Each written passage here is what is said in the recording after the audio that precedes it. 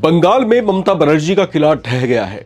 Bharatiya Janata party ने पश्चिम बंगाल के चुनाव में पहली बार क्लियर मैंडेट के साथ जीत दर्ज कर ली है। बीजेपी से बंगाल चुनाव के प्रमुख रणनीतिकार अमित शाह इस जीत से गदगद हैं। इस जीत के बाद अमित शाह ने जो कहा वो सिर्फ बयान नहीं बल्कि एक सीधा राजनीतिक हमला भी है। बंगाल चुनाव के नतीजों के बाद सियासत अपने चरम पर है और इसी बीच अमित शाह की एक एक्स पोस्ट ने पूरे राजनीतिक माहौल को और ज्यादा गर्म कर दिया है। अमित शाह ने साफ शब्दों में कहा कि ये जनादेश भय, तुष्टीकरण और घुसपैठियों के संरक्षकों के खिलाफ जनता का करारा जवाब है। अपनी पोस्ट में अमित शाह आगे लिखते हैं, बंगाल की जनता को कोटि कोटि नमन। यह प्रचंड जनादेश भय, तुष्टीकरण और घुसपैठियों के संरक्षकों को बंगाल की जनता का करारा जवाब है। ये टीएमसी के भय के ऊपर श्री नरेंद्र मोदी जी के भरोसे की जीत है। मेरे जैसे हर भाजपा कार्यकर्ता के लिए यह गर्व का क्षण है कि गंगोत्री में मां गंगा के उद्गम से लेकर गंगा सागर तक आज हर जगह भाजपा का भगवा ध्वज जो है शान से लहरा रहा है। बंगाल में भाजपा को मिली ये ऐतिहासिक जीत हमारे असंख्य कार्यकर्ताओं के त्याग, संघर्ष और बलिदान का परिणाम है। ये उन परिवारों के धैर्य की जीत है जिन्होंने हिंसा सहकर भी भगवा ध्वज को नहीं छोड़ा। भाजपा की शून्य से आज प्रचंड बहुमत तक पहुंचने की इस कठिन यात्रा में जिन कार्यकर्ताओं ने अपने प्राणों की आहुतियां दी, हिंसा झेली, यातनाएं सही और फिर भी विचारधारा के पथ से डिगे नहीं, उन सभी कार्यकर्ताओं और उनके परिजनों को नमन करता हूं। बंगाल की जनता ने इस प्रचंड बहुमत से भाजपा के उन सभी शहीद कार्यकर्ताओं को श्रद्धांजलि दी है। इस ऐतिहासिक विजय के लिए मैं भाजपा के राष्ट्रीय अध्यक्ष नितिन नबीन जी, पश्चिम बंगाल भाजपा के प्रदेश अध्यक्ष समेत बीजेपी के विधानसभा में नेता प्रतिपक्ष शुवेंदु जी और बंगाल के कोने कोने में डटे हर एक कार्यकर्ता को बधाई देता हूं। बंगाल वासियों ने घुसपैठियों और उनके हितैषियों को एक ऐसा सबक सिखाया है जिसे तुष्टीकरण की राजनीति करने वाली पार्टियां कभी भूल नहीं पाएंगी।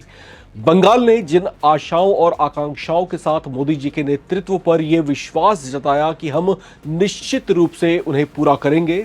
चैतन्य महाप्रभु, स्वामी विवेकानंद, कवि गुरु टैगोर, नेताजी सुभाष चंद्र बोस और डॉक्टर श्यामा प्रसाद मुखर्जी जैसे महापुरुषों की पावन भूमि बंगाल का खोया गौरव लौटाने और सोनार बांग्ला के स्वप्न को साकार करने के लिए भाजपा दिन रात एक कर देगी। तो ये वो बयान है जो अमित शाह की तरफ से आया है जब भारतीय जनता पार्टी ने पश्चिम बंगाल में प्रचंड जीत का परचम लहरा दिया।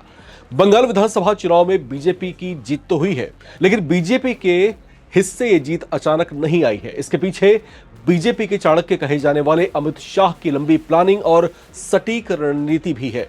इसकी नींव 2014 लोकसभा चुनाव में शानदार जीत के बाद ही रख दी गई थी और करीब 12 साल बाद अब उस मेहनत का असर साफ तौर से दिखाई दिया। 2014 में जब अमित शाह यूपी के प्रभारी बने थे और पार्टी को वहां शानदार जीत मिली थी, इस जीत के बाद हुई पहली बैठक में ही उन्होंने कहा था कि पार्टी का अगला बड़ा लक्ष्य पश्चिम बंगाल को जीतना है। अमित शाह का वो लक्ष्य देर से ही सही लेकिन 12 साल के बाद पूरा जरूर हुआ। बीजेपी ने बंगाल को न सिर्फ फतह किया है बल्कि पहली जीत के साथ प्रचंड बहुमत भी हासिल कर इतिहास रच दिया है। इसके अलावा जो है प्रधानमंत्री नरेंद्र मोदी ने भी बीजेपी की इस बड़ी सफलता पर खुशी जाहिर की है। पीएम मोदी ने भी एक पोस्ट किया है जिसमें वे लिखते हैं कि पश्चिम बंगाल में कमल खिल उठा।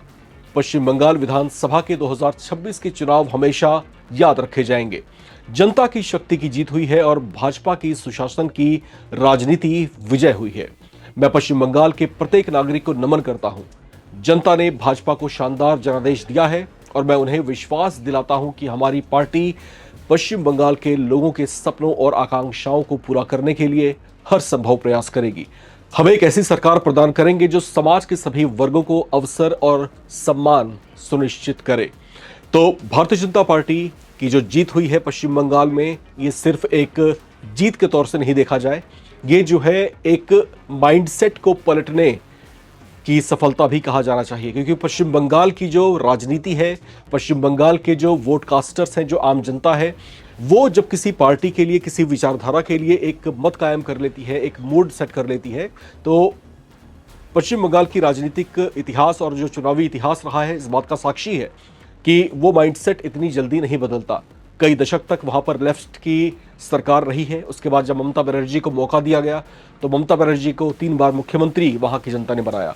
अब माइंडसेट फिर चेंज हुआ है, लेकिन इस बार जो चेंज हुआ है वो प्रचंड बहुमत के साथ भारतीय जनता पार्टी के पक्ष में गया है। तो बीजेपी इसे एक बड़ी अचीवमेंट के तौर पर सेलिब्रेट भी कर रही है। इस पूरे चुनावी क्रम को लेकर के, पश्चिम बंगाल में बीजेपी की इस जीत को लेकर के आप क्या सोचते हैं, लेकर कमेंट बॉक्स में अपनी राय जरूर शेयर करें। देखते रहें नवभारत टाइम्स।